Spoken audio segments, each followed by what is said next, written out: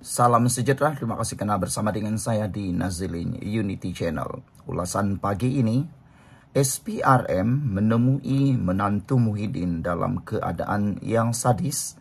Persoalan besar ini timbul apabila SPRM telah pun menyatakan bahawa mereka telah ketahui kedudukan menantu Muhyiddin yang dikatakan didakwa berada di Timur Tengah.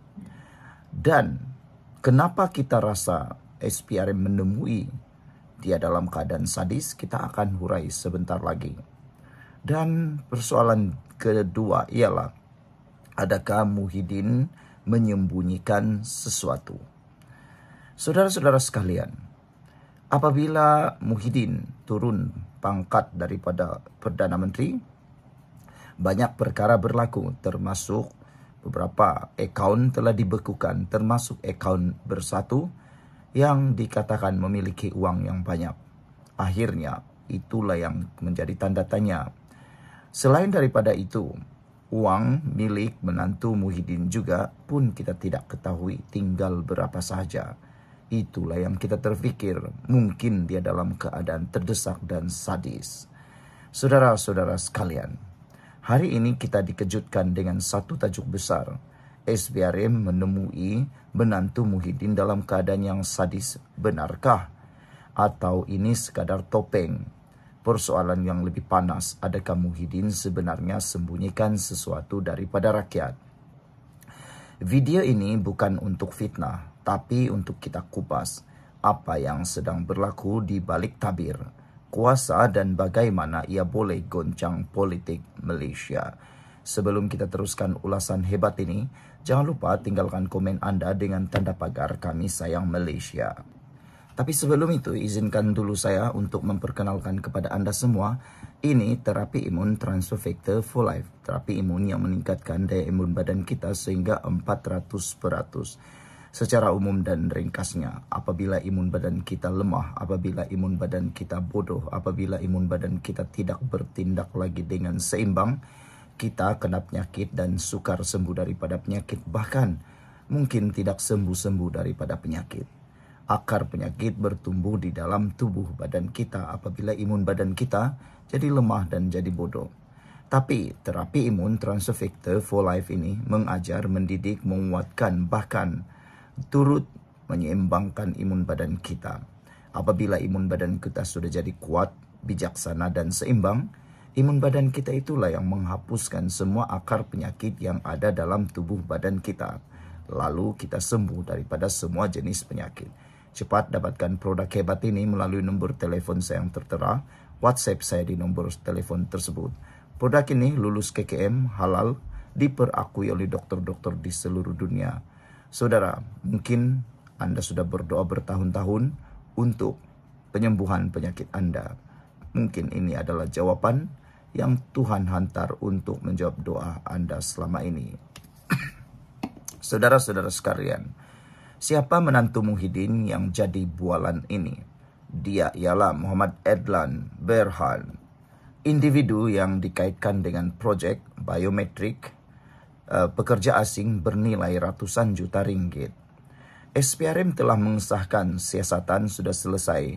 Malah, Interpol terlibat untuk mengesan lokasi Adlan yang dikatakan hilang sejak Mei 2023. Tapi peliknya sehingga kini, tiada pengumuman rasmi beliau ditemui. Jadi, dari mana datangnya tajuk ditemui dalam keadaan sadis? Adakah ini permainan persepsi? Saudara-saudara sekalian, bila ada tajuk macam ini, rakyat terus terfikir apa maksud sadis. Adakah ditemui dalam keadaan hidup tertekan atau ada situasi tragis yang cuba disembunyikan? Kita tidak tahu, tapi yang pasti naratif ini sangat menggugat imej keluarga Muhyiddin. Ingat, Muhyiddin bukan calang-calang orang, bekas Perdana Menteri, bekas ketua kerajaan. Jadi bila menantunya dikaitkan dengan siasatan SPRM, semua mata tertumpu pada beliau. Adakah Muhyiddin sembunyikan sesuatu? Persoalan penting dan paling panas, apa yang Muhyiddin tahu?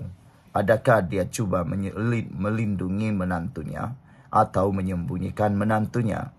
Adakah wujud perjanjian senyap di balik layar politik? Kita tahu beliau sering melaungkan slogan bersih, cekap, amanah. Tapi bila isu sampai ke keluarga sendiri, adakah prinsip itu masih sama? Rakyat berhak tanya, kenapa tiada kesudahan? Kenapa sehingga kini tak ada gambar, tak ada rekaman rasmi tentang keberadaan Adlan?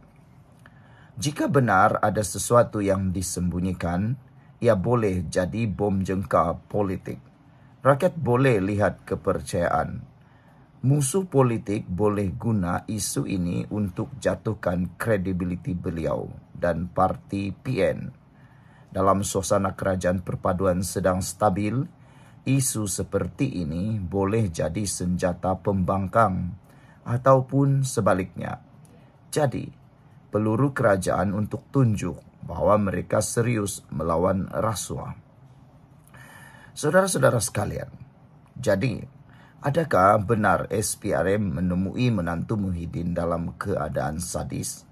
Atau ini hanya persepsi yang direka untuk membina naratif politik? Apa yang pasti, rakyat tak mahu lihat drama semata-mata. Rakyat mahu jawaban. Dan persoalan terakhir, adakah Muhyiddin sebenarnya sembunyikan sesuatu? Kerana netizen seringkali menggunakan pepatah Melayu, berani kerana benar, takut kerana salah. Kenapa harus bersembunyi? Kenapa harus keluar dari Malaysia? Kenapa harus lari dari Malaysia kalau dalam keadaan yang benar? Lawan dan hadap siasatan atau pendakwaan, kata netizen. Lihat saja Najib, Rosmah, Zahid dan ramai lagi yang turut disiasat SPRM. Tidak takut, tidak pengecut. Mereka menghadapi siasatan pendakwaan itu secara gentleman. Lihat saja, semua yang disiasat tidak melarikan diri. Tetapi itulah yang menjadi tanda tanya. Adakah kalau Muhammad Adlan menantu Muhyiddin disiasat akan menemui sesuatu yang lebih besar lagi di dalam kes yang ada kaitan dengan Muhyiddin? Persoalan itu tiada jawaban sehinggalah kalau menantu Muhyiddin ini berjaya di berkas. Saudara-saudara sekalian, kamu sudah menilai sendiri. Jangan lupa komen, like, share dan subscribe. Dan jangan lupa share video ini dengan tanda pagar Kami Sayang Malaysia. Kita akan terus bongkar isu-isu panas yang coba ditutup dari mata rakyat. Jumpa lagi. Bye-bye.